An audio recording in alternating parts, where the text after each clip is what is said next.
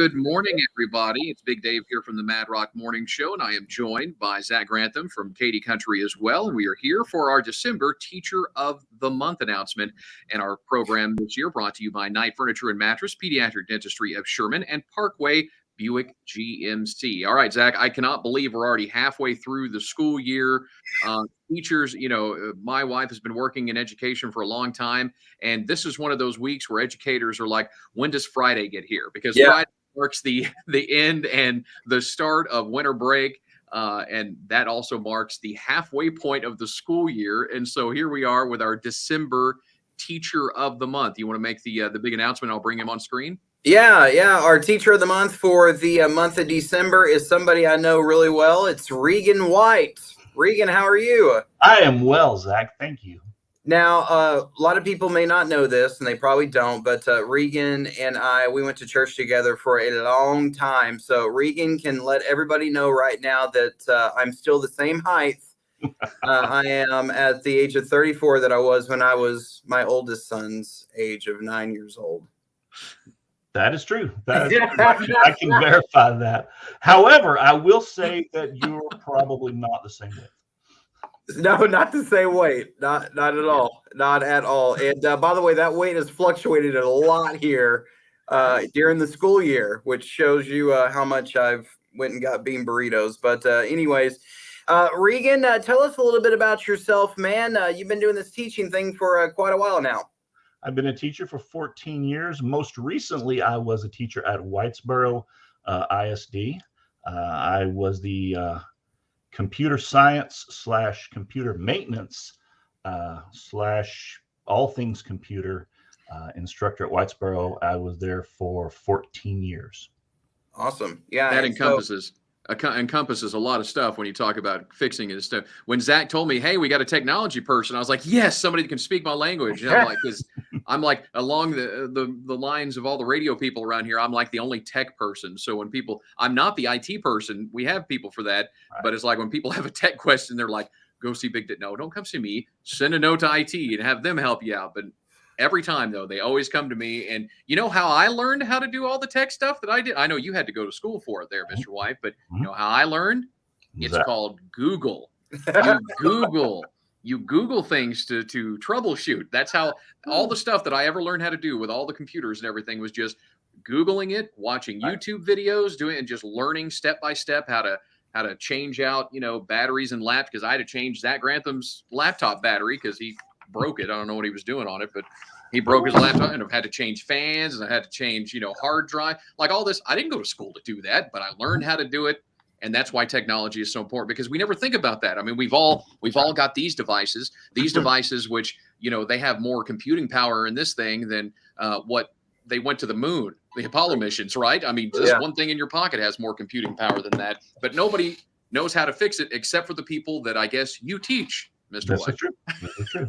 Or at least they're becoming those people. Right, exactly. So, I mean, how did you have you been interested in computers and technology since we're talking like back in the day, the Commodores, I went to college originally as a life science major. I was a biology major, and I joined the Army.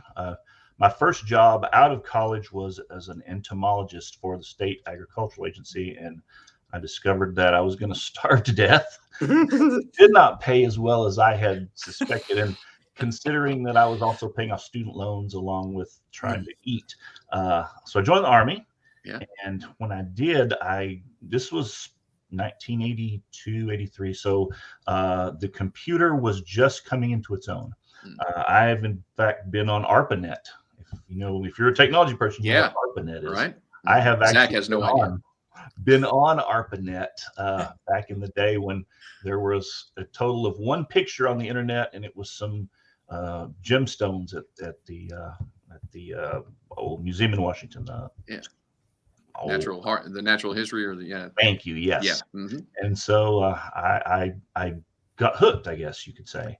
And when I got out of the service, I started doing some freelance work, and this was probably about the time AOL 2.0 came out. So you've got mail. That's it. I can hear that in my head. But I began at that point to really get into technology, and I started in the industry. I taught myself. Now, I will tell you this, I taught myself to program. My last industry job was as a developer for another friend of ours, for David Stone. I wrote some software for him, and then I don't know, I felt like I needed something different. And at that point, I'd always been interested in teaching. I've always been the person, like you said a while ago, someone comes and asks for help, I'm the person they come and ask. Yeah. I've always been that person, and I've always enjoyed sharing. And so at that point, then I came back, went back to school, got an alternative certification, and started teaching because I have the degree in biology. I started teaching that, and then transitioned over to interests that were more technical. And so now, most recently, that is what I have done, is computer science. And I really, really, really enjoy that. That's my passion. Now you teach that the computer science, you do a lot of the video production, audio production, all of that stuff. So I'm guessing, just knowing the current generation, when they first come into your class, the goal that they all have is, I want to be a Twitch star, or I want to be a TikTok star. Show me how to do it. YouTube streamer. A lot of YouTubers. I have, in fact, I have a curriculum that I put into my audio video production classes. We go through the process, and it actually chases a few of them away because they don't realize how much work is involved. Yeah. They don't realize that the key to success in media is to create content. And you have to create lots of content, and it's a daily, and it becomes a grind. After a while, you're looking desperately for something to say. You can only play Minecraft through so many times. And then you're looking for something to do, or you watch your fan meter over here on the side, and you can see it going down. You can see fans leaving. Oh, gotta come up with something new. And it's really exhausting.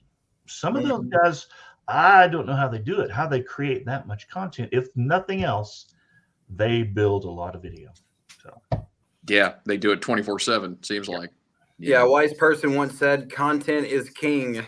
Content is king. And it's the same on Twitch and YouTube and TikTok and everywhere it is. So it's nice, Zach, to have somebody that understands the pain we go through every day, because it doesn't matter what medium you're on. It doesn't matter whether you're on TV, radio, podcast, Twitch, YouTube.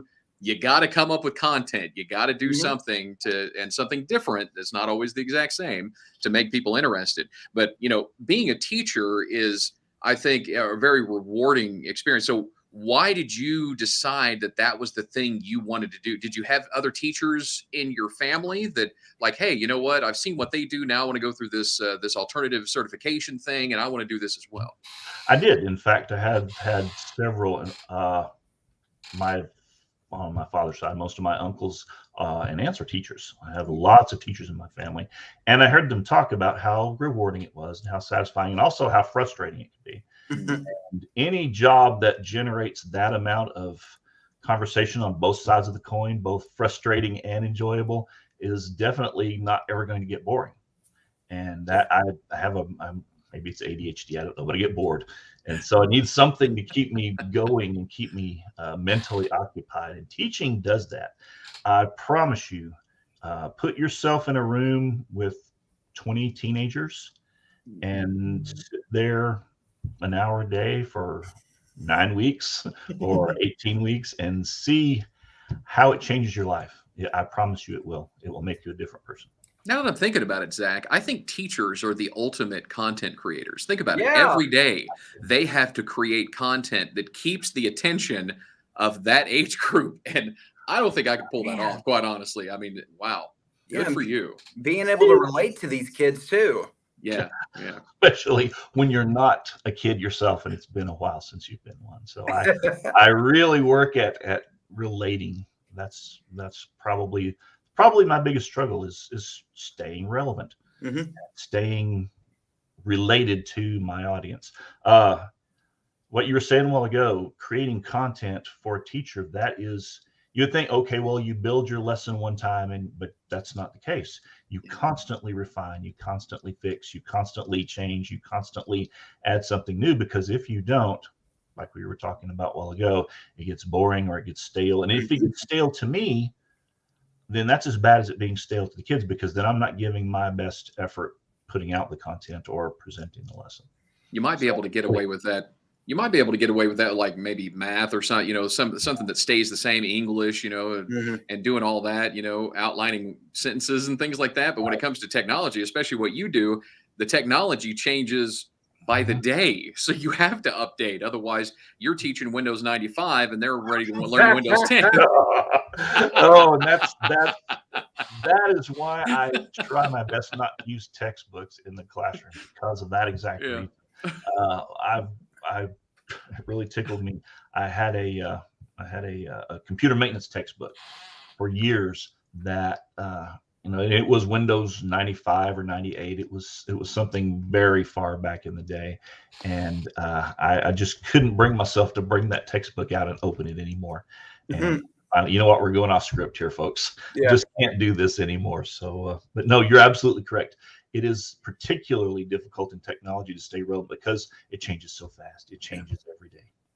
Now, Regan, I know you're heavily involved in the Whitesboro community at your church, and since we grew up in the same church together, so yep. you know a lot about me when I was a kid. Yeah. I just have to point out how much technology has changed over the years. So remember in the back sound booth, the cassette tape. We record the services on the cassette tape deck. I do. Okay. I only know what a cassette tape is because of that machine that I can visualize in my mind right now. By the way, Dave, you've been in my church. It was the church I got married. You got married in. It's a different location now. Yeah. It's a different location and all that, but it's the same great folks over there. But just think about that, Regan. We had the cassette tape deck that would record the services, and now you got all these folks that are using, like the platform we're on right now, StreamYard. They're using the Zoom. They're using the live stream for worship services. It's just incredible how much has changed over that period of time. Dave and I were just talking about that at our church. John Hart and I built a streaming setup. We use a Blackmagic mixer, and we started out using cameras mounted on tripods, but now we have PTZ cameras mounted on the walls. Mm-hmm. And we stream through a service, a multi streaming service, so we can send it to multiple different, YouTube and Facebook and so on. So we are actually fairly technical now. We're bringing graphics in, so we're bringing graphics into the stream, and it's pretty interesting. And bless her heart, now we're teaching the sound people to run that. So occasionally it gets interesting. But talking about the church thing, one of the things that I found out a video I watched online had the funniest statement that it was a pastor that was talking about how technology changes and doing the streaming and stuff for churches now, that the technology is getting so good that you can now watch the old lady in the front row of the pews pick her nose during the live stream of the service on Sunday morning.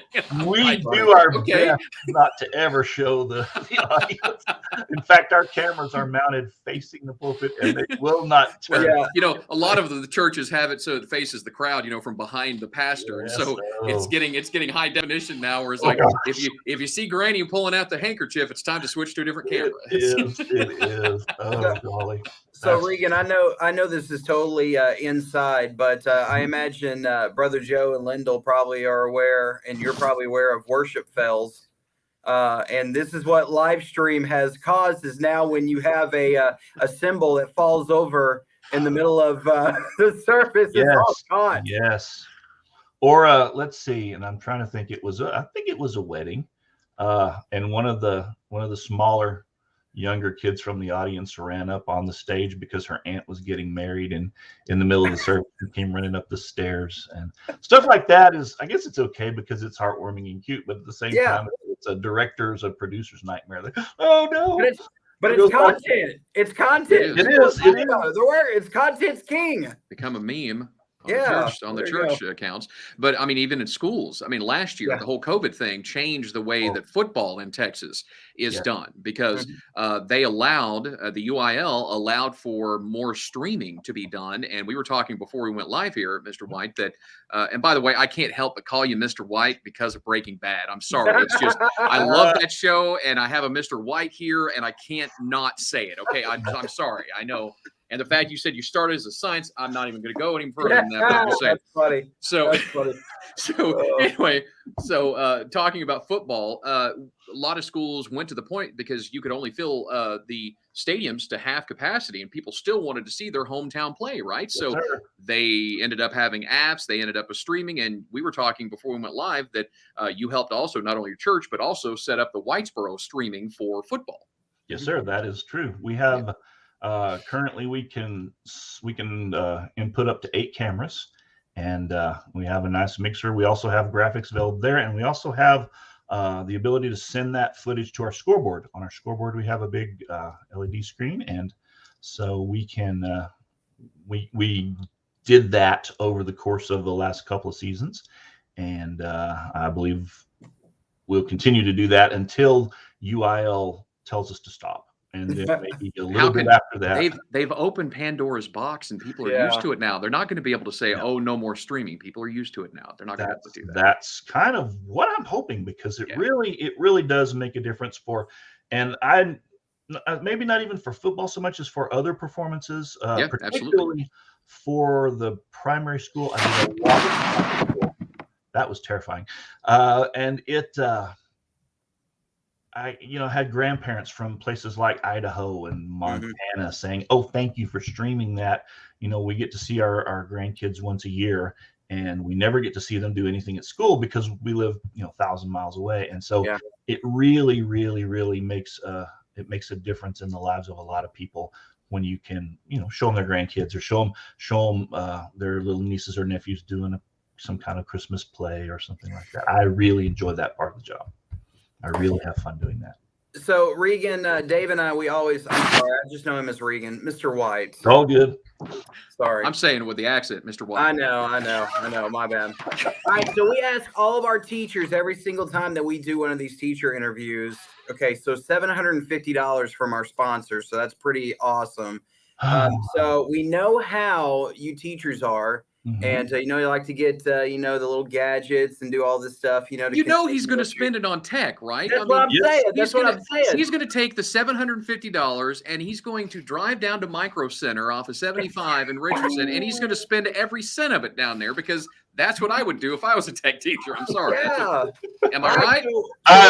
What are you going to do with it? What's that? So what are you going to do with it? I can almost assure you that it will get invested back into students somewhere. I can almost promise you that it will go to something. Now, it's probably going to go into lights. If you see behind me right now, I don't think you can. My name's in the way, but there's a light stand back there with some PARs on it. I've also, one of my other projects, we were talking about audio production. One of my other projects is that I have a group of kids that a couple have graduated, a couple are still in school, but we're working on a DJ business or service. So I have a group that I have a good DJ, I have a couple of good MCs, and now we're learning to program DMX lights. And so probably what I will do is I will stick that in the bank and then go to Amazon or go to Sweetwater or go to one of the other online services and buy lighting equipment with it. I've got a feeling I need a couple of those moving heads.